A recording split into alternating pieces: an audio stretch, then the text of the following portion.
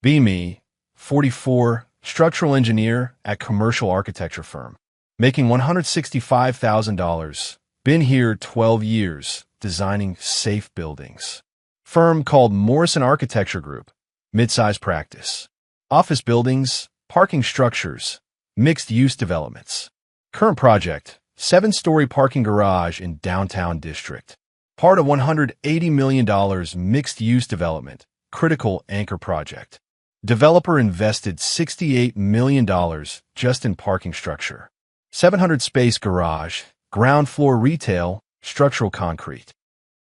September 2023, firm hires new lead architect named Amanda. Age 38, came from boutique design firm, award-winning aesthetics. First project meeting, she presents her vision. Architecture should prioritize design experience over engineering constraints. Too often engineers limit creative vision with excessive caution. I'm sitting there thinking, engineers prevent buildings from falling. Engineering constraints exist because physics exists. About to watch parking garage collapse during construction because lead architect thought gravity was negotiable. Let me show you exactly how ignoring structural warnings killed the project. September 2023, parking garage project before Amanda. Project in design development phase. I'm lead structural engineer, designing load-bearing systems. Report to firm's senior partners, work with architects. Previous lead architect was guy named Richard, age 51. He understood how structures work. We'd collaborate.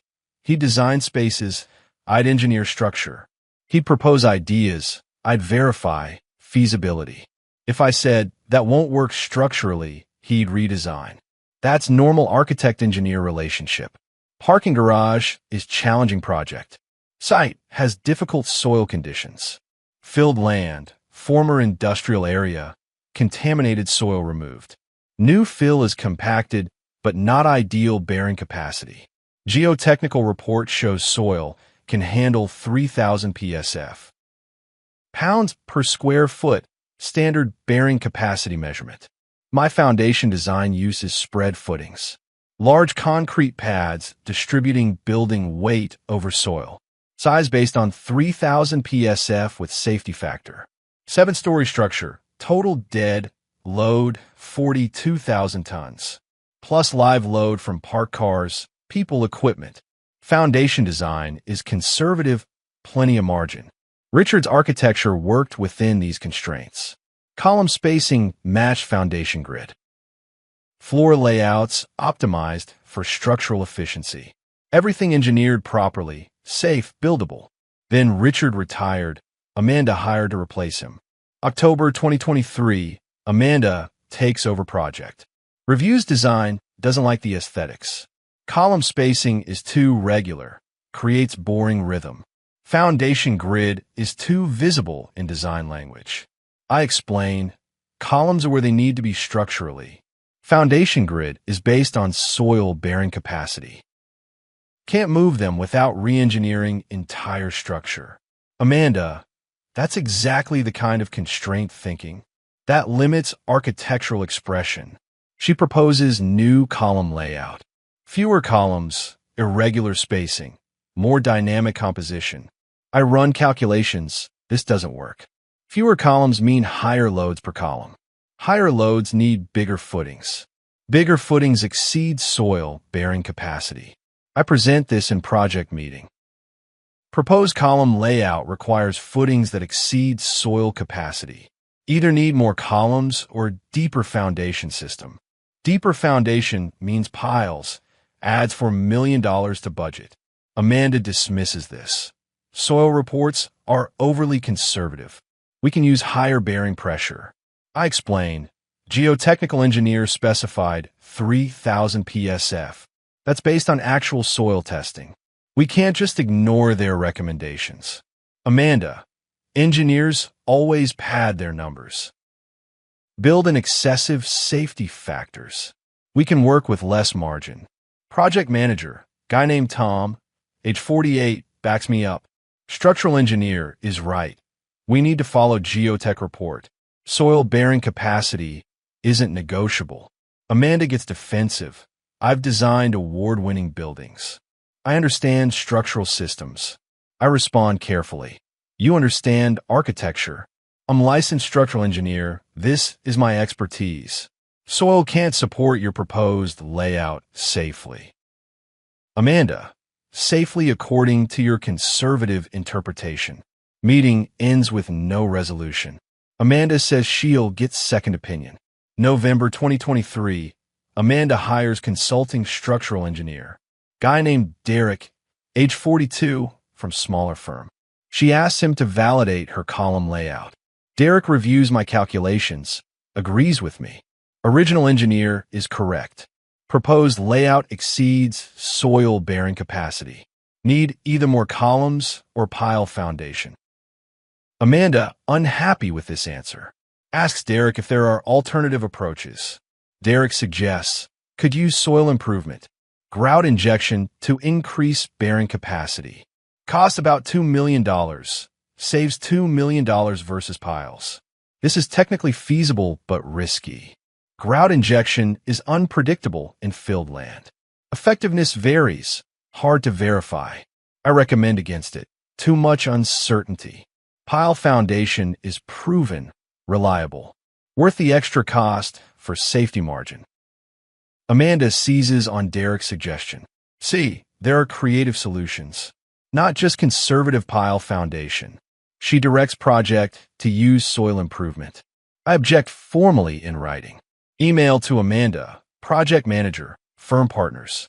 Soil improvement in filled land is high-risk approach. Recommend pile foundation for safety and reliability. If soil improvement is selected, recommend extensive testing. Amanda responds, objection noted. Project will proceed with soil improvement. Your concerns are overly cautious. December 2023, foundation construction begins. Contractor performs grout injection. Pumps cement grout into soil to improve bearing. Testing shows improvement, but inconsistent. Some areas reach 4,000 PSF, some only 3,200 PSF. Average is 3,600 PSF, below the 4,500 PSF needed. I flagged this immediately. Testing shows inadequate improvement. Need additional grouting or switch to piles. Amanda, average is 20% improvement. That's sufficient. I explain, average doesn't matter, weak spots matter. Foundation will settle unevenly. Could cause cracking, structural distress. Amanda overrules. Proceed with construction. I sent another email documenting objection. CC firm partners, developer, contractor. Foundation bearing capacity remains inadequate. Proceeding creates unacceptable risk. Strongly recommend stopping work until resolved. Firm senior partner, guy named William, age 62. He calls me into office. Amanda is lead architect. She has authority. You've documented your concerns. If she chooses to proceed, that's her decision. I ask, what about our liability? William, we have insurance. That's what it's for. Sometimes engineers are too conservative. Maybe Amanda is right about the margins. I realize firm is backing Amanda over me because she's bringing in new design work. Her award-winning reputation attracts clients. My safety concerns are bad for business. January 2024, structural construction begins. Concrete columns poured on spread footings. First 2 floors constructed without apparent issues. I'm monitoring closely, looking for settlement. Some minor cracking in footings within tolerance. But I'm worried about cumulative loading. As more floors are added, loads increase. Foundation might handle 2 floors but fail at 7. 3rd floor starts. Column spacing is irregular per Amanda's design. Some columns carrying much higher loads than others. Corner columns particularly stressed. I calculate actual loads versus capacity. 3 columns are at 95% of foundation capacity, with 4 more floors to add above them. Send another warning email. Corner columns exceeding safe foundation loads. Risk of settlement or failure increases with each floor. Recommend construction halt for foundation review. Amanda responds, construction is on schedule. Concerns are noted, but not warranted by actual performance. No signs of distress. Proceeding as planned. February 2024, fourth floor construction. I'm on site every day now, watching for problems. Measuring settlement with survey equipment. Corner column A1 settling faster than others. 2.5 inches of settlement, concerning amount. Adjacent column 2 settling 1.8 inches. Differential settlement creating stress. I document this. Sent to Amanda with photos. Uneven settlement confirms foundation inadequacy. Recommend immediate halt to assess structural integrity. Amanda brings in Derek, her consulting engineer. He reviews settlement data. His opinion, settlement within acceptable range. 2.5 inches is not unusual for this soil type. I disagree. It's not total settlement, it's differential. Uneven settlement creates structural stress. Derek, structure has capacity to handle this. Amanda sides with Derek. Second opinion confirms safety. Construction continues. I realize I'm being marginalized. Firm chose Amanda's vision over my engineering judgment. I'm being painted as overly cautious engineer who doesn't understand real-world construction. Late February, fifth floor construction begins. Settlement is accelerating at corner columns. A1 now at 3.8 inches, A2 at 2.9 inches. Cracks appearing in lower floor columns. Not just shrinkage cracks, these are structural. I photograph everything, document thoroughly. Send email to everyone. Firm, developer, contractor. Structural distress evident in lower floors. Cracking indicates overstressed columns. Foundation settlement exceeding safe limits. Immediate halt to construction required. Amanda responds with her own email. Structural engineer is being alarmist. Cracks are normal shrinkage, not structural concern. Construction proceeding as planned. Developer sides with Amanda. They're $42 million into $68 million budget. Can't afford delays or foundation redesign. Project manager tells me privately. Developer wants project finished. Can't stop now without major financial impact. I respond, can't continue without major safety risk. He shrugs, that's above my pay grade. March 3rd, 2024, sixth floor concrete pour scheduled. I'm on site, watching the corner columns. Settlement is now 2 inches at A1. You can see it visually, column is sinking. Floor above is slightly tilted. This is emergency situation. I approach site superintendent. You need to stop this pour, foundation is failing. He shows me. Got authorization from architect. We're proceeding per schedule. I call Amanda directly. Corner column showing critical settlement. Pouring sixth floor will add 800 tons to failing foundation. This is dangerous. Stop the pour. Amanda, you've been saying this for 4 months. Nothing has collapsed. Nothing will collapse. Pour is happening today. I make final decision. I call city building inspector. Report structural safety concern. Inspector says he'll come out tomorrow. But pour is happening today. I stay on site, watching. Concrete trucks arrive. Pumping begins. Sixth floor slab is large pour for 100 cubic yards. Takes 6 hours to complete. I'm watching corner columns through binoculars. Looking for any signs of movement. 3 hours in a pour, I see it. Column A1 moves just slightly, settling under the load. Cracks spreading up the column. I run towards superintendent. Stop the pour. Column is moving. He looks at me. What? Then we hear it. Cracking sound like gunshot. Column A1 fractures. Concrete spalling off. Rebar exposed. Everything happens fast. Sixth floor slab, still wet concrete. Begins to sag at corner. Column can't support the load. Slab tilts, concrete flowing. Workers running, shouting. Corner section drops 18 inches. Slab hanging from rebar. Then rebar tears. Corner section falls. Crashes on a fifth floor. Fifth floor cracks under impact.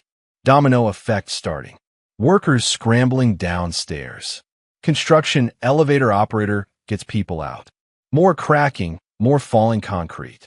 Corner bay collapses through 5 floors. Cascading failure. Exactly what I predicted. Stops at 3rd floor. That structure holds. But corner is gone.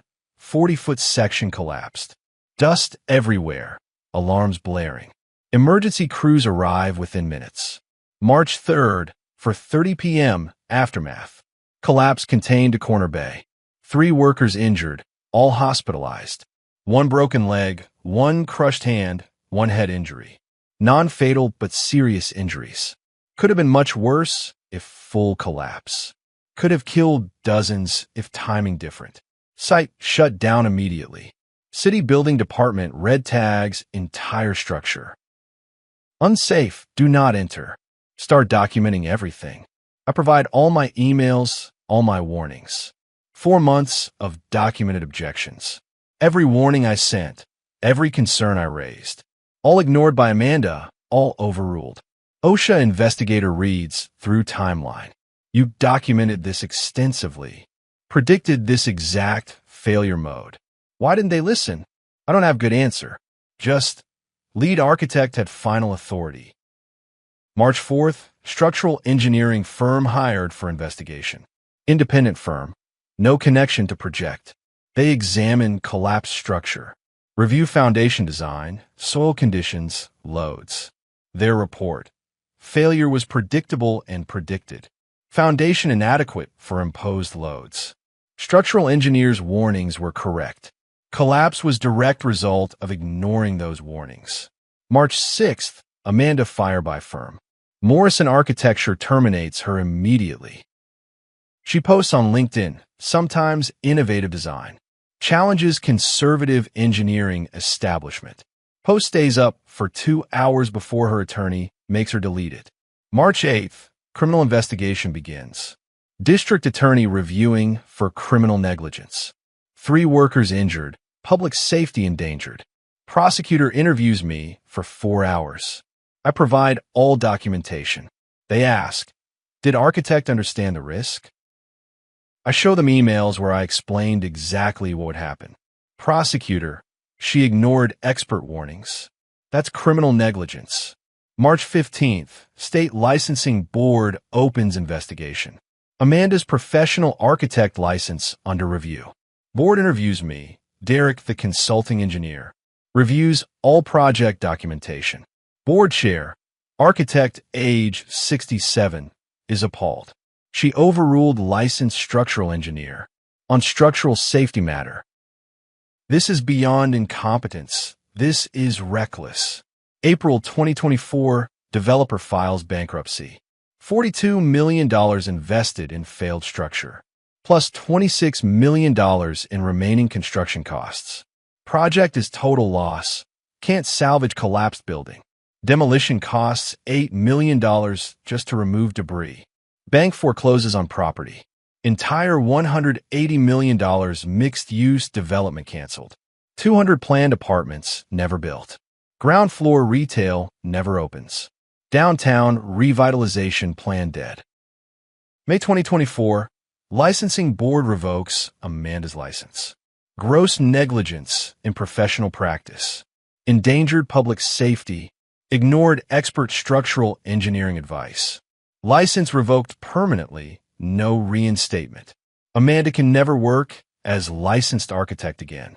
Career is over at age 38. June 2024, criminal charges filed. 3 counts of reckless endangerment. 3 counts of criminal negligence. 1 count of fraud, lying to building inspector. Faces up to 7 years if convicted. July 2024, civil lawsuits begin. 3 injured workers sue Amanda, firm, developer. Seeking damages for medical costs, lost wages, pain. Developer sues Amanda for project failure. Seeking $68 million in losses. Firm sues Amanda for damage to reputation. Firm's insurance company sues to deny coverage. Intentional disregard of engineering advice voids policy. August 2024, I testify in preliminary hearing. Prosecutor presents my emails as evidence. Timeline of warnings, predictions of failure. Judge reads through them. Mr. Narrator, you warned repeatedly about this exact failure mode. In your professional opinion, was collapse preventable? Completely preventable, Your Honor. If architect had followed structural engineering recommendations, either pile foundation or additional columns, building would be standing safely today. Judge binds Amanda over for trial. Sufficient evidence of criminal negligence. September 2024, Amanda's attorney negotiates plea deal. Pleads guilty to 3 counts reckless endangerment. Prosecution drops other charges. Sentencing: 18 months county jail, 5 years probation. $150,000 fine. Restitution to injured workers. Banned from construction industry permanently. October 2024, I'm rebuilding my career. Left Morrison Architecture after collapse. Firm's reputation damaged, losing clients. Took position as chief structural engineer.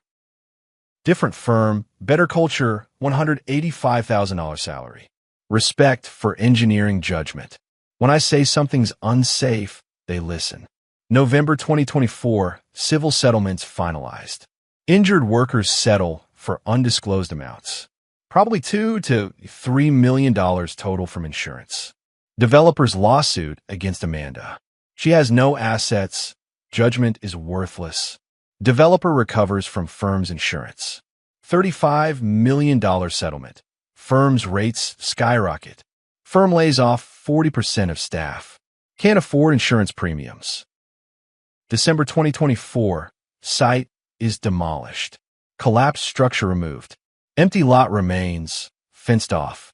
No development planned. Area remains blighted. What should have been catalyst for revitalization became symbol of failure. Locals call it Amanda's folly.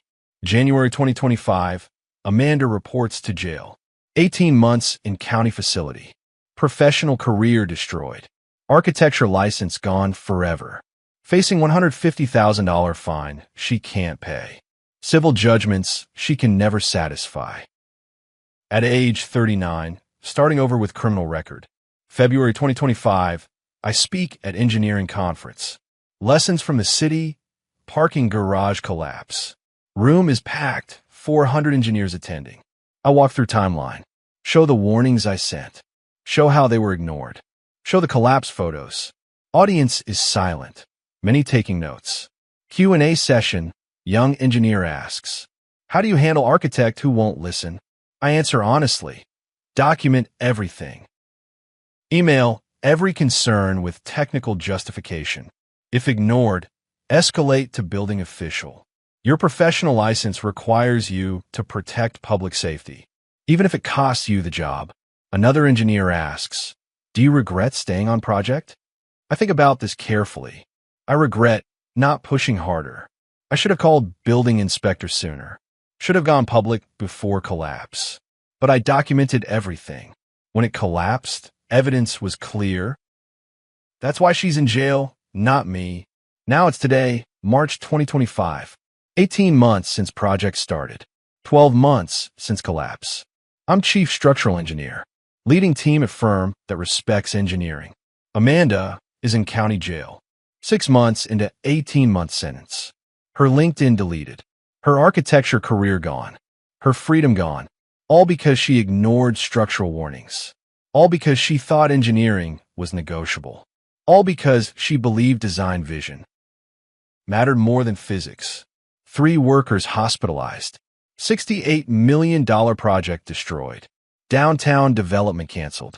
All preventable. All predicted. All documented. That's what happens when architect ignores engineer. When aesthetics override safety. When design vision trumps structural reality. Gravity doesn't care about your vision. Soil doesn't care about your aesthetics. Physics doesn't negotiate. And when you ignore the expert, who's trying to keep people safe, Buildings fall. People get hurt. Careers end. And you go to jail. For 18 months. With permanent criminal record. Thinking about the corner column. That settled 4.2 inches. Before it finally gave up and fell.